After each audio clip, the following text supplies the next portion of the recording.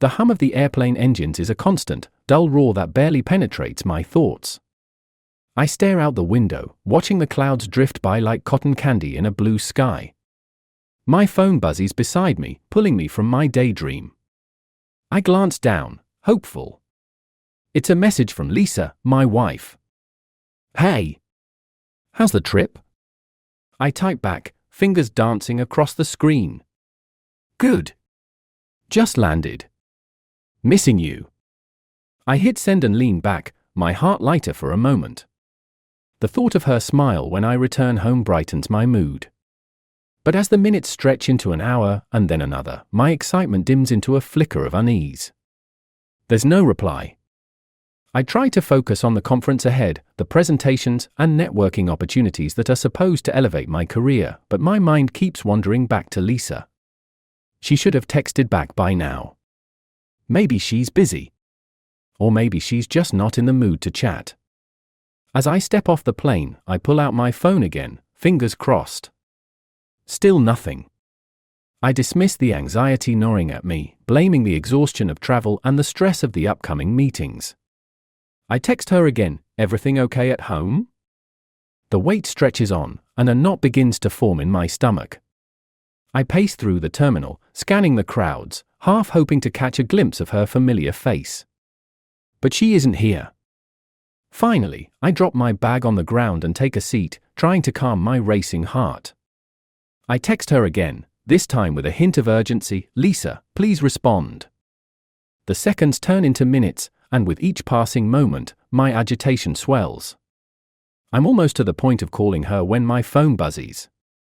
Relief floods me as I glance down, but my heart sinks. It's a notification from my email, nothing from her. In that moment, a thought strikes me like a bolt of lightning. What if something is wrong? A visceral fear grips me, a mix of anxiety and dread. I don't think about the conference anymore, all I can think about is her. Without another thought, I grab my bag and make my way back to the exit.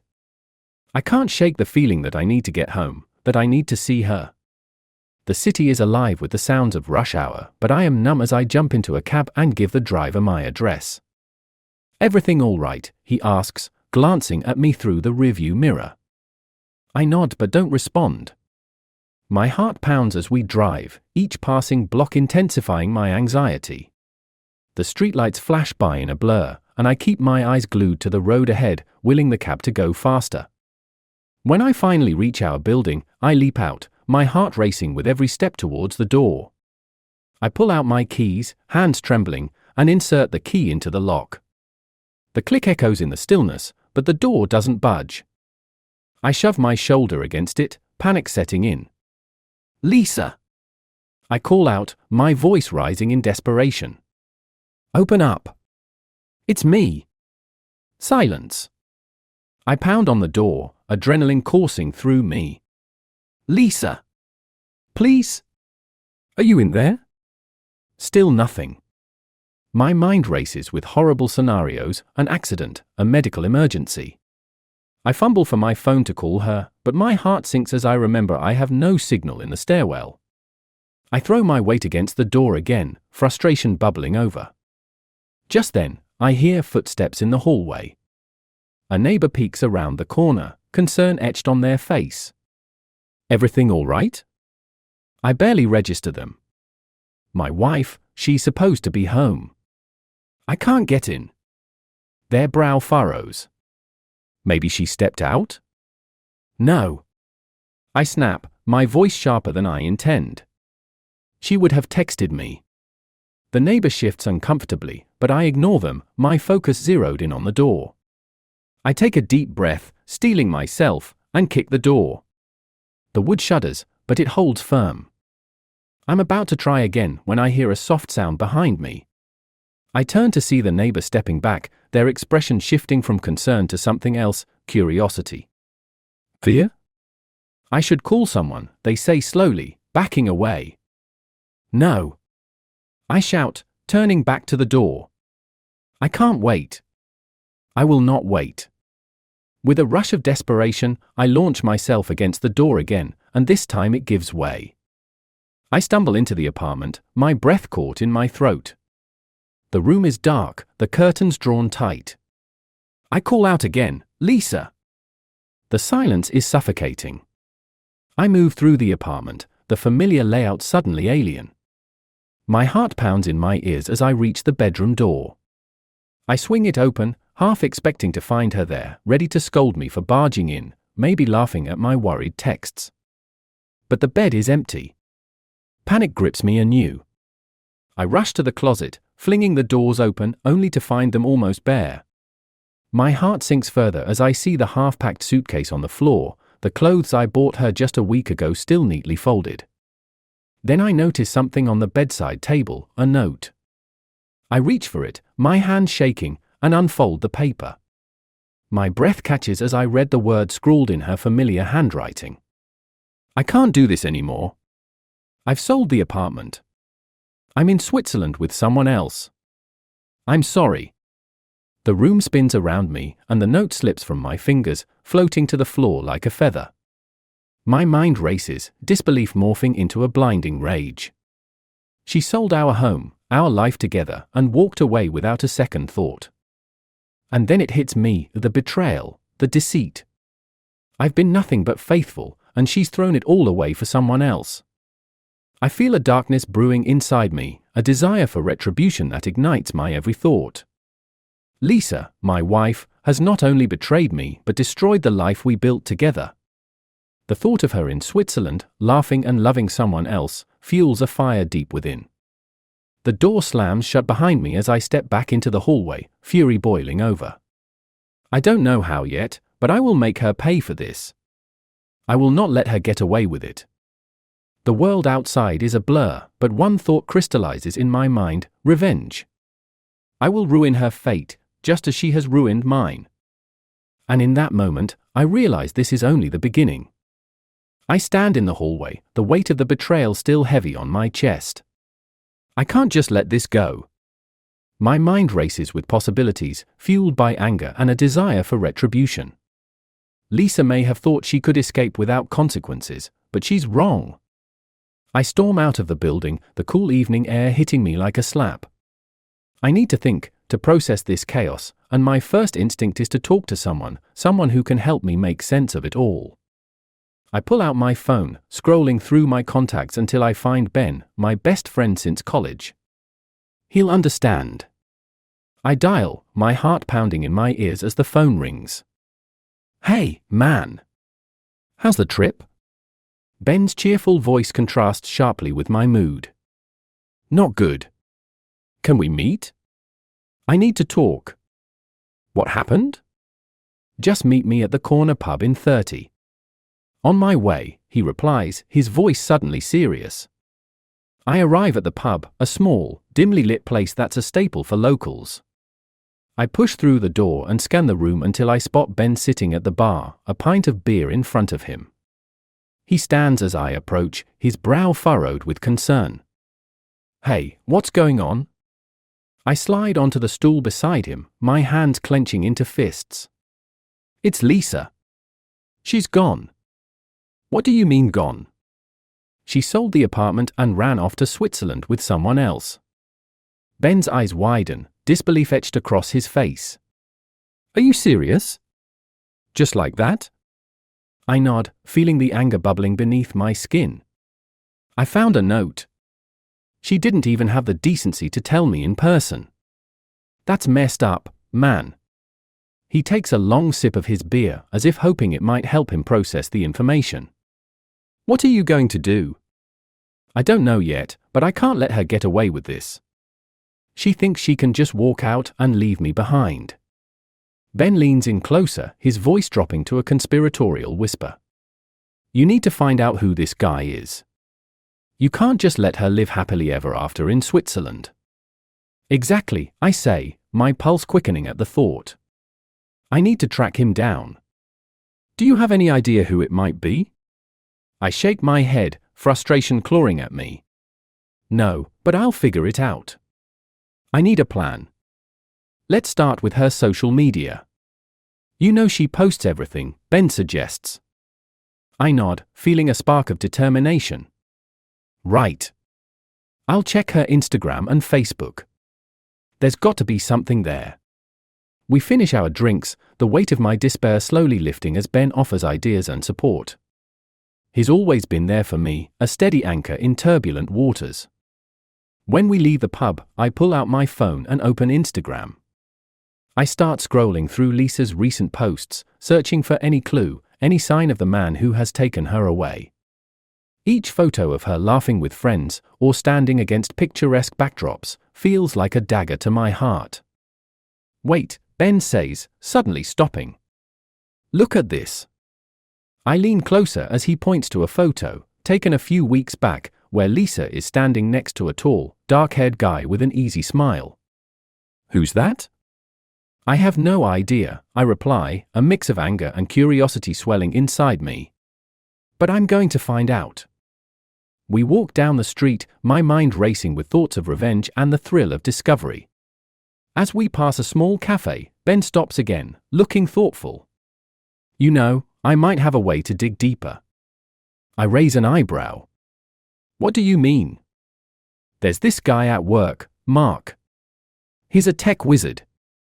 He can trace social media activity and help you find out more about this guy. Can he really do that? Yeah, he's pretty good at what he does. He could probably dig up some dirt. Let's do it, I say, my resolve strengthening. Set it up. Ben pulls out his phone and texts Mark. After a few minutes, he looks up, excitement in his eyes. He's in. Let's meet him at the office tomorrow. I nod, feeling a mixture of hope and anxiety. The next steps are critical. I can't just sit back and let this happen. The next day, I arrive at Ben's office, my heart pounding as I step into the lobby. I find Ben waiting for me, his expression serious. Mark's ready to show you what he can do. Let's head back to his cubicle. We navigate through the maze of cubicles until we reach a desk cluttered with computer parts and energy drink cans. Mark, a wiry guy with thick glasses and an unkempt beard, greets us with a nod. Hey, I hear you need some help. Yeah, it's about my wife, I say, trying to keep my voice steady. She's left me for another guy, and I want to find out who he is. Got it, Mark replies, pulling out his laptop. Show me what you've got. I pull up Lisa's Instagram page, and Mark leans in closer, his fingers flying over the keyboard. Let's see if we can trace this guy. Minutes stretch into what feels like hours as Mark works, scanning profiles and sifting through photos. Finally, he pauses, a glimmer of excitement in his eyes. Bingo! I think I found him. My heart races. Who is he? His name is Tom. He's a travel blogger based in Switzerland. Looks like they've been communicating for a while. Ben leans in, intrigued. Can we find out more? Mark nods, pulling up Tom's profile. He looks up, excitement posts about hiking and skiing. Seems like he's pretty popular in that scene. As I read through Tom's captions, my stomach churns. Look at this, I say, pointing to a photo of Tom and Lisa, arms around each other, laughing in front of a breathtaking mountain vista. Damn, Ben mutters, shaking his head. That's brutal. I feel the rage bubbling to the surface again, sharper than before. This isn't over. I'm going to confront him. I have to know what he's promised her. Mark glances up, a hint of caution in his expression. Be careful, man. You don't know what you're walking into. I don't care, I say, the words tumbling out before I can stop myself. I need to know. With a final look at the screen, I stand up, adrenaline pumping through my veins. I'll figure out where he is and go see him. I need to put an end to this. As I step out of the office, Ben follows closely behind. You sure about this? Absolutely. I'm not going to let her get away with this. And with that, I start planning my next move. The stakes are higher now, and I feel the thrill of revenge coursing through me. This isn't just about confronting Lisa anymore, it's about reclaiming my life, my dignity, and my sense of self. I pull out my phone, ready to dig deeper into Tom's world, determined to unravel the threads of this betrayal and make sure they come back to haunt him.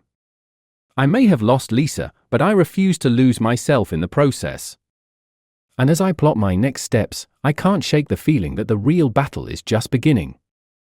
The sun dips low on the horizon as I sit in my car, parked outside a small coffee shop that Tom frequently visits, according to his social media.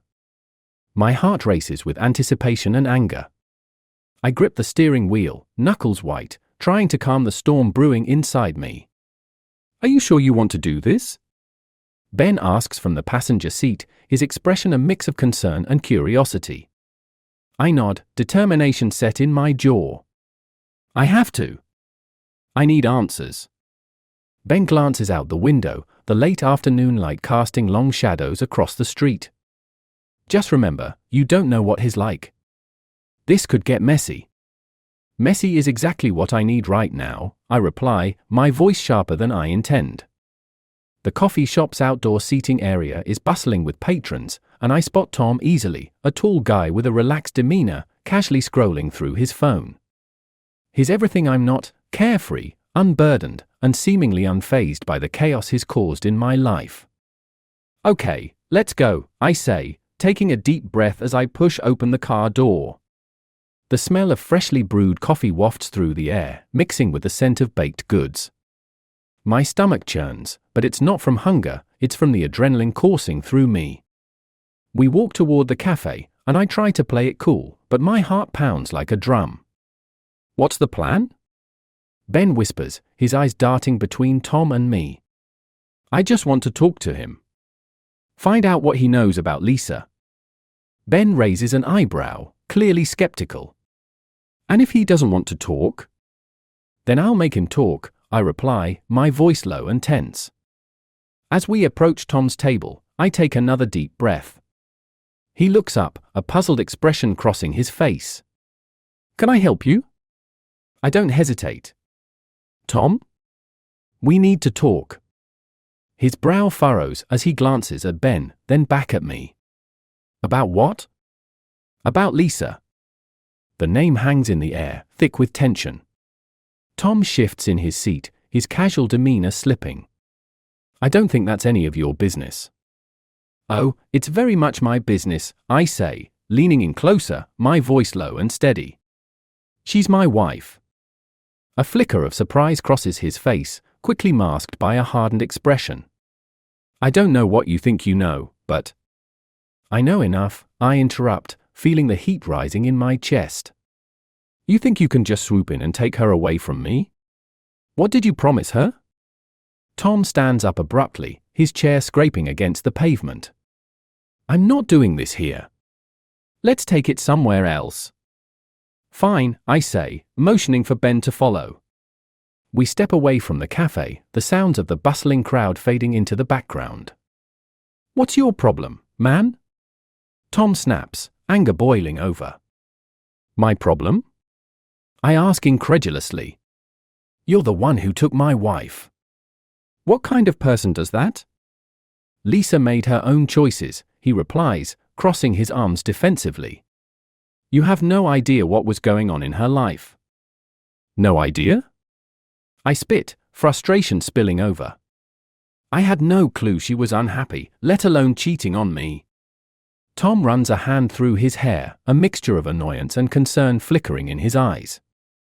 Look, it wasn't my intention to hurt you. We connected, and it happened.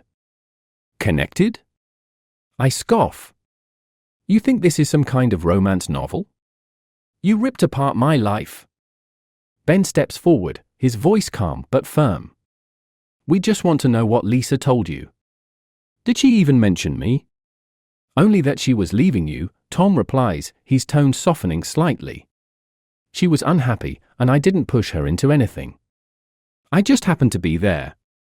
Unhappy doesn't justify betrayal, I argue, my fists clenching at my sides. You could have walked away, but you didn't. You let her believe you were her escape. Tom shakes his head, frustration evident in his posture. I didn't force her into this. You should be asking her why she left. That's exactly what I'm going to do, I say, my voice filled with resolve. I'll make sure she knows what you really are. Tom's expression hardens, anger flaring in his eyes. You're not going to threaten me, man. I didn't do anything wrong. I step closer, the tension between us palpable. You may think you're the hero of this story, but you're just the villain in mine. I won't let you get away with it. With that, I turn on my heel, signaling to Ben to follow me. As we walk away, I can feel Tom's gaze burning into my back. What now? Ben asks as we step back into the bustling street. I need to find Lisa, I reply, determination surging through me. I need to confront her and understand why she did this.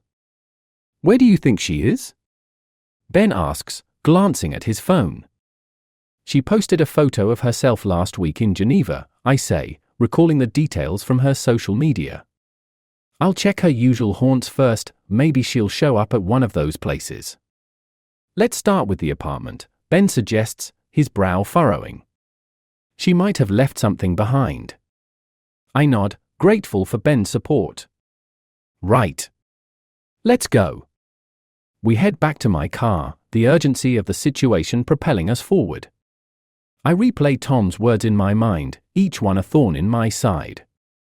Lisa had made her choice, but I need to hear her side of the story, her reasoning, her justification.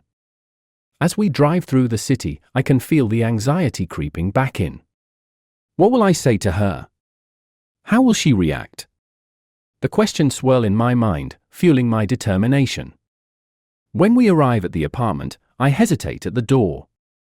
Memories flood back, the laughter, the quiet moments we shared, the life we built together. It's all tainted now, a bittersweet reminder of what once was. I take a deep breath and knock. No answer. I pound on the door, frustration spilling over. Lisa! Open up. Ben watches me, concern etched on his face. Maybe she's really not here. I shake my head, unwilling to accept that possibility. She has to be. Just then, I notice a light flickering in the window. My heart races as I knock again, more urgently this time. Lisa! Finally, I hear footsteps from inside, and the sound of the deadbolt clicking sends a surge of hope through me. The door swings open, and there she stands, disheveled, surprised, and undeniably guilty. What are you doing here? She asks, her voice laced with shock. I want to talk, I say, my voice steady despite the whirlwind of emotions inside me. About what? She replies, crossing her arms defensively. About you and Tom. Her expression shifts, a flicker of fear crossing her face. I don't want to talk about this. Too bad, I retort, stepping into the apartment. We're talking now. Ben lingers in the doorway, sensing the tension but ready to back me up. Lisa, you need to explain yourself, he says, his tone calm but firm. She glances between us, her defenses visibly rising. What do you want from me? I want the truth, I demand, my voice rising. Why did you leave me? Why him? She hesitates, her voice faltering. It's complicated. Complicated? I scoff. You just walked away. You sold our life without even telling me. Tears well in her eyes, and for a moment, I see the woman I fell in love with, the woman I thought I knew. I didn't know how to tell you, she admits, her voice cracking. I felt trapped. Trapped? You could have talked to me. We could have worked through it together. I tried. But every time I did, it felt like I was hitting a wall, she replies, desperation in her voice. And then Tom came along, and he made me feel alive again. The admission hits me like a punch to the gut. So, you just threw everything away? All those years together meant nothing? It wasn't like that, she insists, stepping forward. I didn't want to hurt you. I just wanted to find happiness. But at what cost? I shout, the anger bubbling over again. You hurt me in the process. The silence that follows is deafening, the weight of our shared history hanging heavily in the air. Finally, Lisa takes a deep breath, her voice softer now. I'm sorry. I truly am. But I can't go back. I don't know if I ever could. In that moment, I realize that this conversation won't lead to reconciliation. It's a goodbye, a final closure. Then you've made your choice, I say quietly, stepping back. And so have I. Ben places a reassuring hand on my shoulder as we turn to leave, the weight of the moment pressing heavily on my heart. As we walk away, I feel the pieces of my life falling into place. I may have lost Lisa, but I'm determined to reclaim my future, one that doesn't include her or the shadows of betrayal.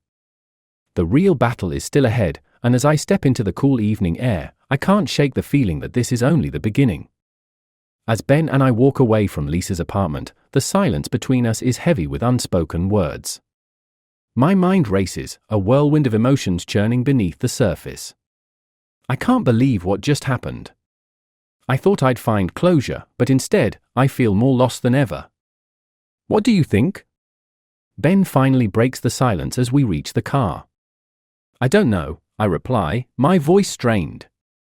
She made her choice, and it's clear she doesn't want to come back. It's like she's already moved on. Maybe it's for the best, Ben suggests, trying to reassure me. You deserve someone who wants to be with you, not someone who runs away. Yeah, but it still hurts, I admit, leaning against the car. I just can't believe she would throw everything away for some thrill. Ben opens the car door and pauses, looking at me intently. Do you want to know the truth about Tom? I mean, really know? What do you mean? I overheard something at work, Ben says, lowering his voice as if afraid someone might hear. Mark knows a bit more about Tom's background. Apparently, he's not just a travel blogger, he has a reputation.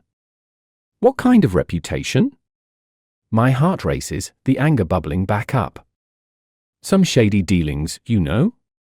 He's been known to manipulate relationships. People have accused him of being a scam artist in the past.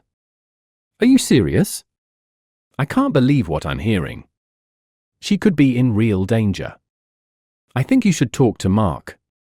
He can dig deeper, Ben suggests, glancing at his watch. But you need to decide what you want to do. I nod, my mind racing with possibilities. Let's go find him. Back at Ben's office, Mark is engrossed in his work. When we find him, I pull him aside, urgency fueling my words. Ben says you know more about Tom. I need to know everything. Mark raises an eyebrow, then sighs, sensing the gravity of the situation. All right, but this might not be what you want to hear. Just tell me, I urge, my patience wearing thin. Mark pulls out his laptop and begins typing. From what I can find, Tom has a history of seducing women and then disappearing. He leaves them with nothing but broken promises. And he's not exactly known for being honest. The pieces start falling into place, and a cold shiver runs down my spine. So, he's playing her? Looks that way, Mark confirms, looking up from the screen. There are a few women who've spoken out about him. It's like he preys on those who are vulnerable. I clench my fists, the realization hitting me hard. I have to warn her. You really think she'll listen? Ben asks, concern etched on his face. I have to try, I reply, determination flooding my veins. She deserves to know the truth. Without wasting another second, I rush back to the car, Ben close behind. As I speed toward Lisa's apartment, my mind races with thoughts of how she might react. Will she deny it? Will she blame me again? When we arrive, I dash up the stairs, my heart pounding in my chest. I pound on the door, desperation driving my actions. Lisa!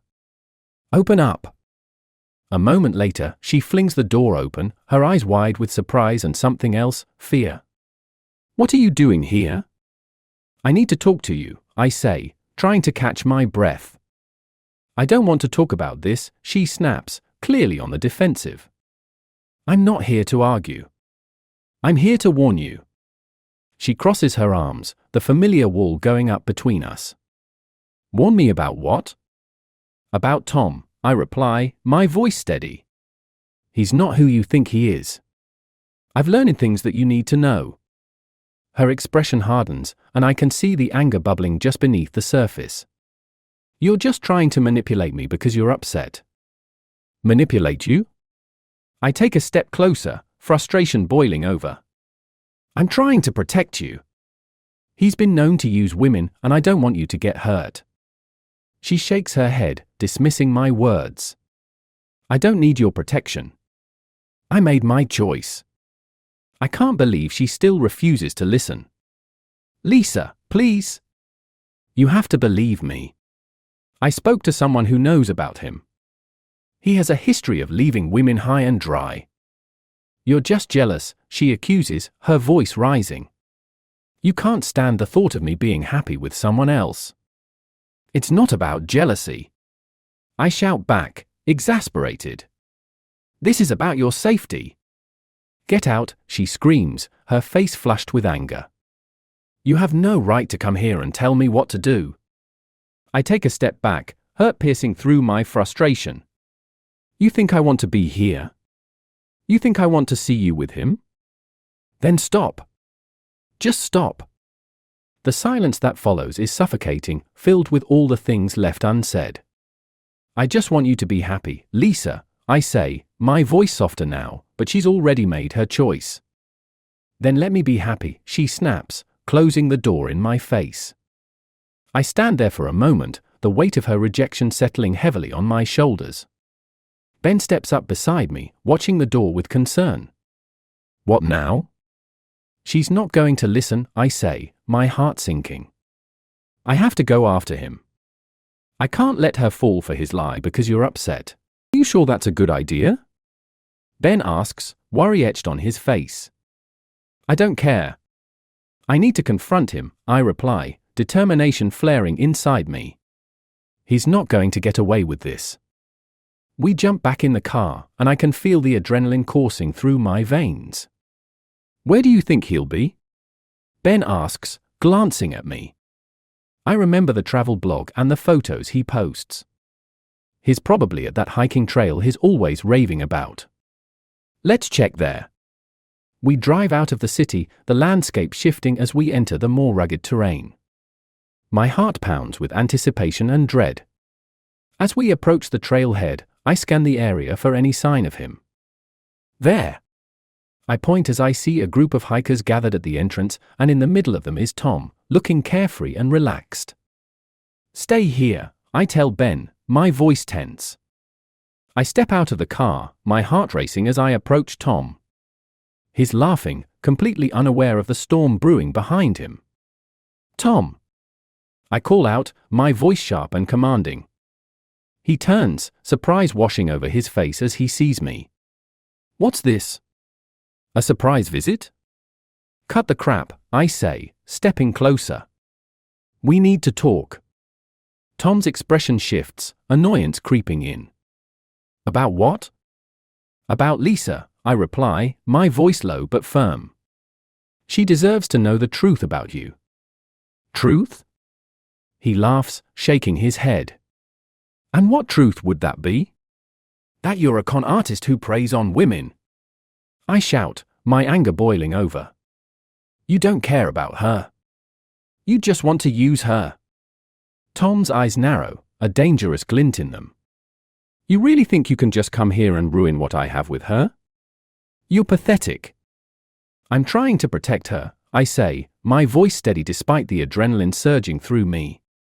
You think you can play with her heart and get away with it? He steps closer, his demeanor shifting from relaxed to confrontational. You're not going to ruin this for me. Lisa made her choice. And I'm going to make sure she knows who you really are, I reply, refusing to back down. Suddenly, Ben approaches, having witnessed the exchange. Hey! Leave him alone. Stay out of this, Ben, I warn, keeping my eyes on Tom. Tom smirks, clearly enjoying the confrontation. Looks like your little friend doesn't want to play anymore.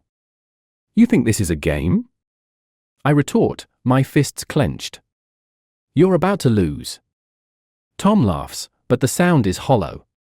You can't stop what's already happening. She wants me, and you can't change that. With that, He turns to leave, but I can't let this go. Wait! I shout, desperation creeping into my voice. You don't have to do this. You can still walk away. But he pauses, glancing over his shoulder with a sneer. Why would I? I'm the one she chose. Chosen? You think this is love? I shout, my voice echoing in the quiet surroundings. You're nothing but a coward. His laughter rings out, mocking. You should have fought for her harder. Too late now. And with that, he walks away, leaving me standing there, fury bubbling over. Let's go, Ben says quietly, sensing the storm of emotions churning inside me. We get back in the car, and I feel the weight of defeat crushing down on me. What if she doesn't believe me? I ask, my voice shaky. She will eventually, Ben reassures me. If he's as bad as we think, she'll see it. But what if it's too late? I whisper, fear gripping my heart. Ben looks at me, determination etched on his face. We can't control what she decides, but we can control what we do. Just be there for her when she needs you. I nod, knowing deep down that I can't force her to see the truth. As we drive back toward the city, I realize the harsh reality. Sometimes love isn't enough, and sometimes letting go is the only option. When we reach the apartment, the weight of the world feels like it's pressing down on me. I glance at Ben, the worry in his eyes reflecting my own. Are you ready for this? No, I admit. But I have to try. As I step out of the car, my heart pounds with each step toward the door. I knock once more, desperation clawing at me. Lisa! Please, open up. The door swings open, and there she stands, her expression a mix of confusion and hurt. What do you want? I just want you to listen, I plead, my voice breaking. I know things have been tough, but you need to know what Tom is really like. She shakes her head, tears in her eyes. I can't do this anymore. I'm tired of the fighting. Fighting? I ask, incredulous. I'm trying to protect you. Can't you see that? Protect me from what? She replies, frustration boiling over. From happiness? No, from heartbreak. I shout, the pain of our situation spilling over. He's not who you think he is. I don't want to hear this, she says, backing away. Lisa, please. I take a step closer, desperate to reach her. Just give me a chance to explain. But she shakes her head, her expression hardening. You're the one who's too late. I made my choice. The finality in her voice pierces through me like a dagger. So that's it? You're just going to throw everything away? Everything, she scoffs, anger flaring in her eyes. You think this was all perfect? I was unhappy, and you never even noticed. That's not fair, I argue, my voice rising. I would have done anything for you.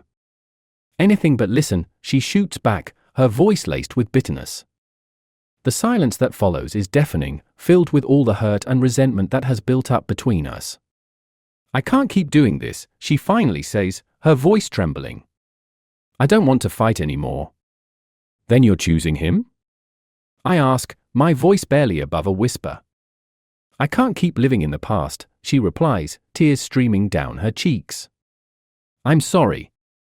With those final words, she turns and walks away, leaving me standing there, my heart shattered. I feel Ben's presence beside me, a steadying force in the chaos. I'm sorry, man, he says quietly, but I can barely hear him over the roar of my thoughts. I gave her everything, I say, my voice breaking. And she just walked away. Ben puts a hand on my shoulder. It's not your fault. You tried. But it doesn't feel like enough. As I stand there, watching the door close, I realize that this isn't just a goodbye, it's a final reckoning. I turn to Ben, my heart heavy with despair. I have to move on. I can't let this destroy me. Then let's find a way to get you back on your feet, Ben replies, his voice filled with determination. You're stronger than this. As we walk away from the apartment, I take one last look at the door that held so many memories, now tainted by betrayal. I will find a way to heal, I say, my voice filled with resolve. But first, I need to cut all ties. In that moment, I know that I can't keep holding on to a love that's already lost. The deception has been revealed, and the hatred for what she's done burns brightly within me. As we drive away, the weight of the past starts to lift, and I realize that sometimes, moving on means letting go completely. I may have lost her, but I refuse to lose myself in the process. The journey ahead will be challenging, but it's mine to take. And as the city lights fade behind me, I can finally see the horizon stretching ahead, a new beginning waiting to be embraced.